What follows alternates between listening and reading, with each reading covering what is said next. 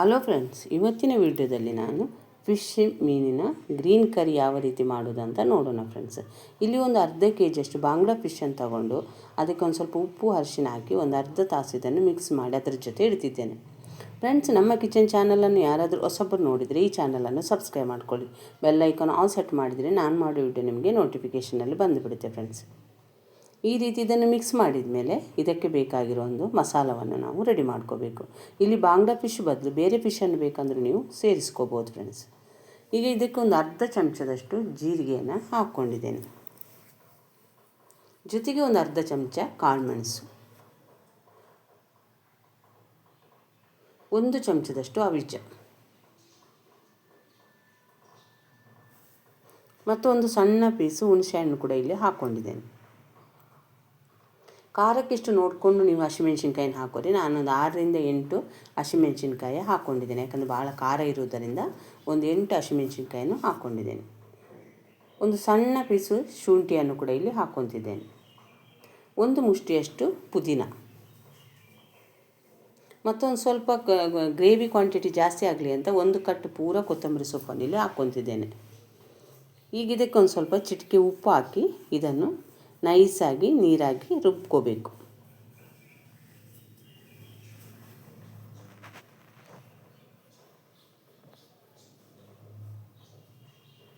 ಈ ರೀತಿ ರುಬ್ಕೊಂಡಿದ್ದೇನೆ. ಈಗ ಇಲ್ಲೊಂದು ಬಾಣಲೆಗೆ ಒಂದು 2ರಿಂದ 3 ಚಮಚ ಎಣ್ಣೆ ಹಾಕ್ಕೊಂಡಿದ್ದೇನೆ.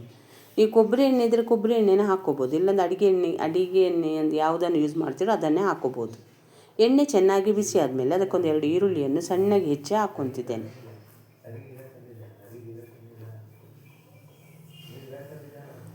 ಎಣ್ಣೆಯಲ್ಲಿ ಈರುಳ್ಳಿ ಚೆನ್ನಾಗಿ ಫ್ರೈ ಆದಮೇಲೆ ಅದಕ್ಕೆ ರುಬ್ಬಿರುವಂಥ ಪೇಸ್ಟನ್ನು ಹಾಕ್ಕೋಬೇಕು ಫ್ರೆಂಡ್ಸ್.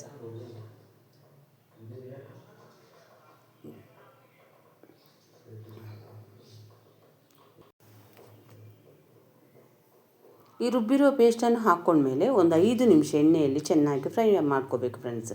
ಕೊತ್ತಂಬರಿ ಸೊಪ್ಪು, ಹಸಿಮೆಣ್ಸಿನ್ಕಾಯಿ ಎಲ್ಲವನ್ನು ನಾವು ಹಸಿಯಾಗಿ ಹಾಕಿರುವುದರಿಂದ ಆ ಪೇಸ್ಟನ್ನು ಒಂದು ಸಲ ಎಣ್ಣೆಯಲ್ಲಿ ಚೆನ್ನಾಗಿ ಫ್ರೈ ಮಾಡ್ಕೋಬೇಕು. ಇದು ಚೆನ್ನಾಗಿ ಫ್ರೈ ಆದಮೇಲೆ ಇದಕ್ಕೊಂದು ಸ್ವಲ್ಪ ನೀರನ್ನು ಹಾಕ್ಕೋಬೇಕು ಫ್ರೆಂಡ್ಸ್.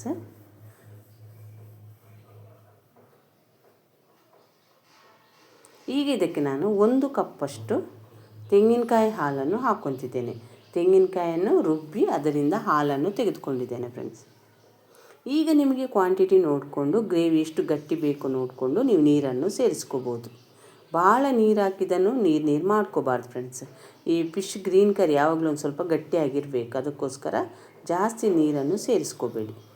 ಇಲ್ಲಿ ತೆಂಗಿನಕಾಯಿ ಹಾಲು ಹಾಕಿದ ಮೇಲೆ 1 ಕುದಿ ಬಂದರೆ ಸಾಕು. ಈ 1 ಕುದಿ ಬಂದ ಮೇಲೆ ಫ್ರೆಂಡ್ಸ್, ನಾನು ಇದಕ್ಕೆ ಆವಾಗಲೇ ಮಿಕ್ಸ್ ಮಾಡಿ ಇಟ್ಟಿರುವಂಥ ಬಾಂಗ್ಡಾ ಫಿಶನ್ನು ಹಾಕ್ಕೊತಿದ್ದೇನೆ. ಬೇಕಂದರೆ ಕಟ್ ಮಾಡಿ ಬೇಕಂದರೆ ಹಾಕ್ಕೋಬೋದು. ನಾನು ಇಡೀ ಫಿಶನ್ನೇ ಹಾಕ್ಕೊತಿದ್ದೇನೆ.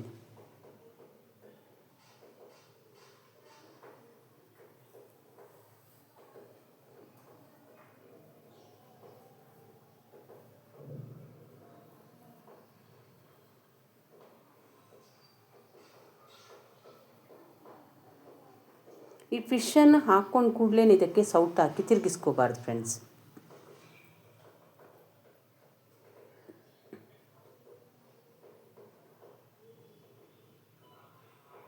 ಯಾವಾಗಲೂ ಈ ರೀತಿ ಇದನ್ನು ತಿರುಗಿಸ್ಕೋಬೇಕು. ಇದು ತಿರುಗಿಸ್ಕೊಂಡ್ಮೇಲೆ ಇದು 1 ಕುದಿ ಬಂದ ಮೇಲೆ ಇದಕ್ಕೆ ಉಪ್ಪು ಕಡಿಮೆ ಆಗಿದ್ದರೆ ಉಪ್ಪನ್ನು ಕೂಡ ಇಲ್ಲಿ ನಾನು ಸೇರಿಸ್ಕೊತಿದ್ದೇನೆ. ಮತ್ತೊಂದು ಸ್ವಲ್ಪ ಅರಿಶಿನವನ್ನು ಕೂಡ ಇಲ್ಲಿ ಸೇರಿಸ್ಕೋಬೇಕು. ಈಗ ಇದಕ್ಕೆ ಉಪ್ಪು ಕಡಿಮೆ ಅನಿಸುವುದರಿಂದ ನಾನು ಒಂದು ಸ್ವಲ್ಪ ಉಪ್ಪನ್ನು ಕೂಡ ಇಲ್ಲಿ ಹಾಕ್ಕೊತೇನೆ ಫ್ರೆಂಡ್ಸ್.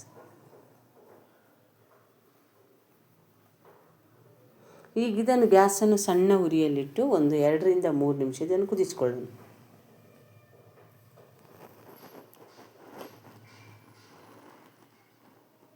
ಈ ಗ್ರೀನ್ ಫಿಶ್ ಗ್ರೇವಿ ನಿಮಗೇನಾದರೂ ಇಷ್ಟ ಆದರೆ ಲೈಕ್ ಮಾಡಿ, ಶೇರ್ ಮಾಡಿ, ಆದಷ್ಟು ನಮ್ಮ ಚಾನಲನ್ನು ಸಪೋರ್ಟ್ ಮಾಡಿ ಫ್ರೆಂಡ್ಸ್.